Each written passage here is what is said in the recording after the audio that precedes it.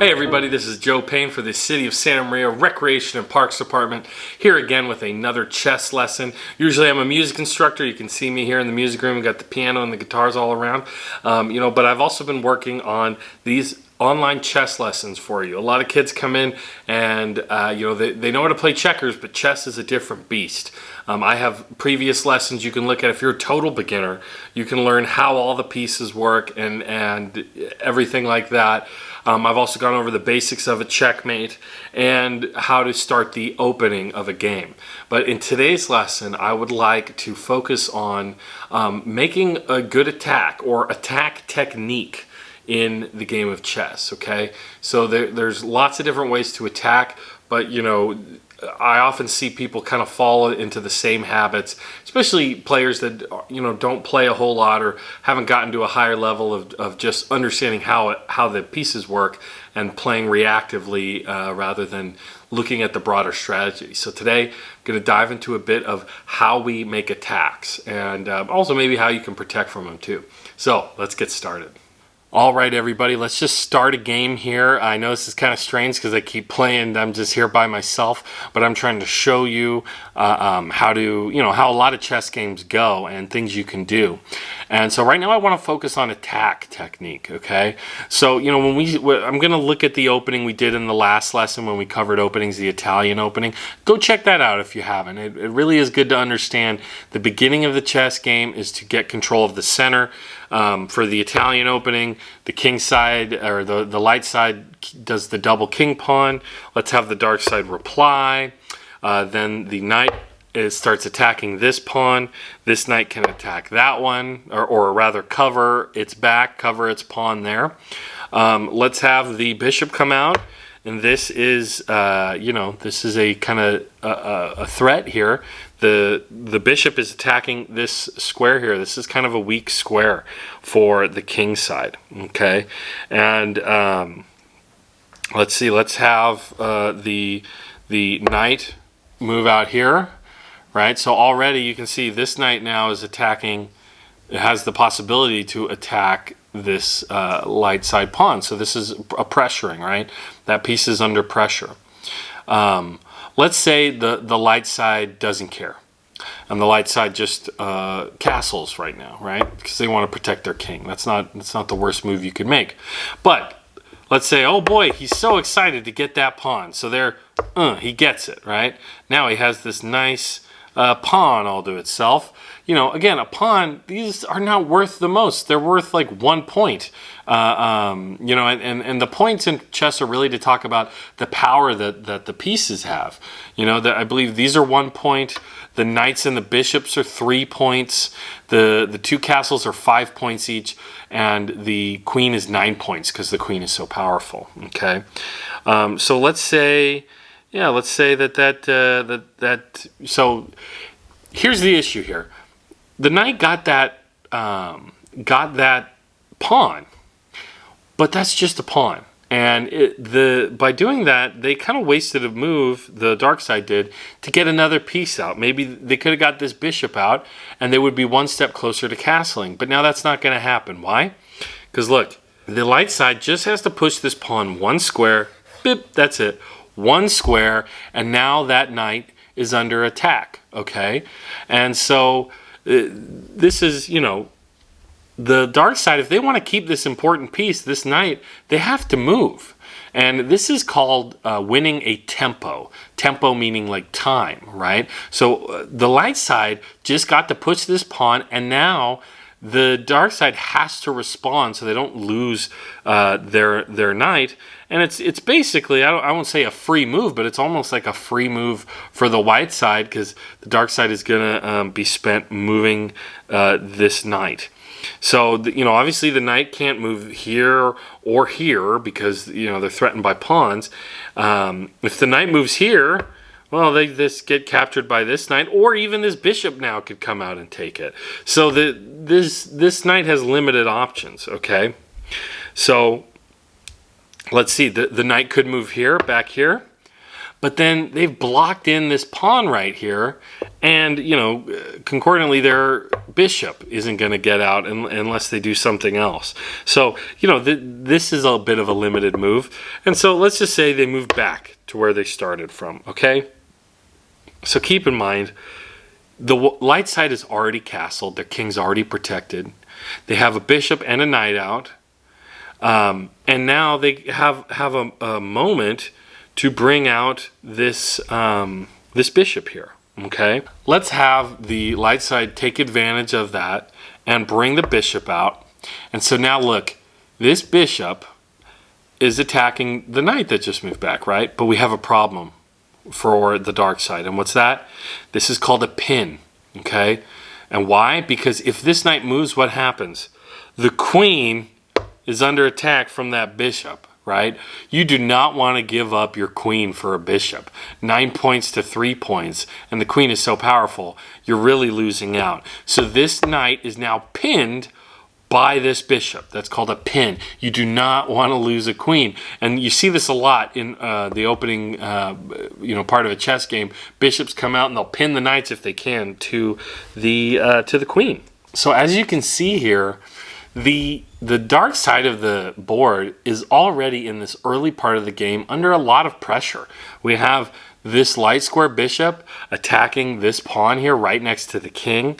We have the knight here is pinned by the bishop because of the queen. So the dark side of the board, they got to be on defense right now. They're not making any attacks because they're stuck in a bad spot. They don't have a whole lot of options. Let's say that the dark side of the board is kind of clueless. I'm sitting on that board, so let's say on that side, so let's say I'm clueless, right? Let's say I think, well, I just want to make attacks. I don't care that I'm under all this pressure. I'm going to move this knight here to attack this knight, okay? Now, why is this a problem? Well, first of all, there's a general rule that you shouldn't move a minor piece twice in the opening, because really what's important is to get the other pieces involved. We have two bishops here that need to get out. This bishop could go here, and now you have a piece in between the queen and the knight, and you could castle the next move. There's also this bishop. We need to move the pawns. We could easily attack the light square bishop here with a pawn move. There's other moves that the dark side can make that are more constructive and are going to help their development, which is getting pieces out on the board. But let's say they're a little naive. That's okay. We all make mistakes in life and chess. And then they move here. They move this piece they already have out on the board to attack now this one. Now, here's where we get into the weeds, and this is where I want to talk about attack technique in chess. Okay, so instead of taking this trade, and this would be called a trade, if the light square knight takes this knight, and then the pawn takes the like this, takes the knight, take. This is called a trade, right? This is where we are, trading a piece for a piece. And you see it a lot, especially people when they start beginning, is they think that's the game. Is you just, he's giving me the chance, so I better take it. Well, check this out. I'm going to have the light side respond this way. And by take the pawn now, that is no longer protected. He moved this knight. It's no longer protected. And now we get into a really interesting situation, and it kind of shows you something important about chess. Okay, so if I just move this knight just a little to the side so you can see better this pawn, you'll notice that the light square bishop for the light side is bearing down on the king, the pawn just to this side, the left side of the king. Right? And I told you this is a weak pawn, all right? But guess who else is attacking that square now? The knight, okay? So we have two pieces working together to attack a square. Now, what can the dark side do about this? Let's say the dark side is scared and they just want a castle, right? So he's going to bring the bishop out. Well, we could just attack with the bishop, boom, and now the king is checked and the bishop is protected by this knight. So the king cannot capture that bishop. It just can't, because the king can never move into an attack, and that piece is protected. So the king really only has one move, and that's to move right here. But now you have robbed the dark side king of castling, because this is no longer, remember, to castle, the king has to be the king and the castle's first move. So it's no longer its first move. It just made a move to avoid this attack, to get out of check. Remember, when a king's in check, its next move has to be to get out of that check. If you can capture the piece with another piece, you can do that. But you have to address the check, so to speak. So let's say that instead of having the bishop attack, you do this, where you have the knight attack, boom, like this, right? Now, this is a lot of fun. This is called when so first of all, the knight here is on that spot, and it can't be captured by the king because it's protected by the bishop now. See how these two pieces can protect each other? And now this is called a fork, when the knight has two possible attacks, and it's like two prongs of a fork coming off of the knight. And if you look to the side, and then one, 2 and 1, or 2 and 1, remember the wheel from the first video, you can see both the queen and the castle are forked by this knight. They're both in trouble. So either way, I'm getting a piece out of this. Or sorry, the light side. I'm the dark side right now, right? I'm in trouble. Either way, the light side is going to get a piece out of this.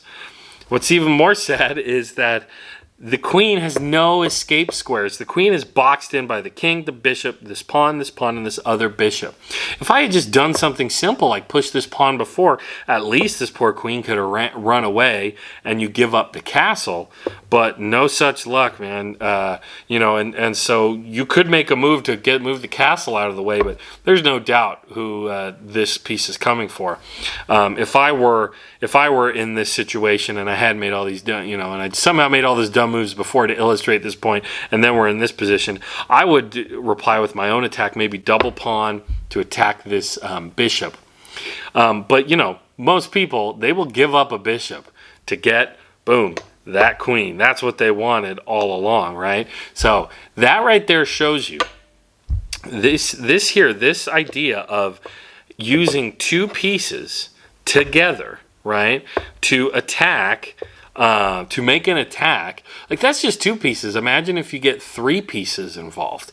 That is the fun of chess, is how can you make your side team up and attack the other side in such a way that, there's not many good choices here for the dark side, with the bishop and the knight like this.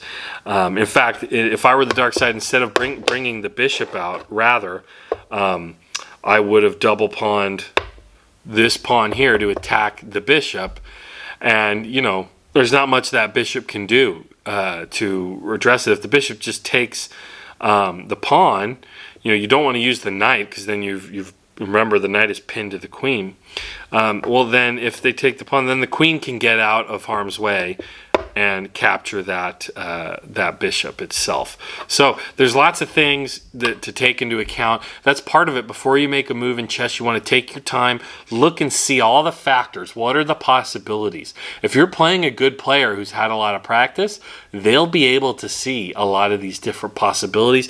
They'll be able to see attacks several moves in advance, and they might have practiced stuff like this. They might have watched awesome videos like this, right, where they see different attacks, and so they have a whole plan. And so you want to be aware of your opponent's plan, see what they could do, and you don't want to become a part of that plan. You don't want to fall into traps and lose important pieces like your queen. All right, everybody, that's it there with attack technique. You can see it's good to use multiple pieces in an attack, and there's also a lot of great a strategy you can employ to, confuse your opponent, trick your opponent, or distract them. And that's part of the game of chess. It's a mental game when you get down to it. So thanks again for watching. This has been Joe Payne. I'm here for the City of Santa Maria Recreation and Parks Department, helping you understand the classic game of chess. So thanks again for watching.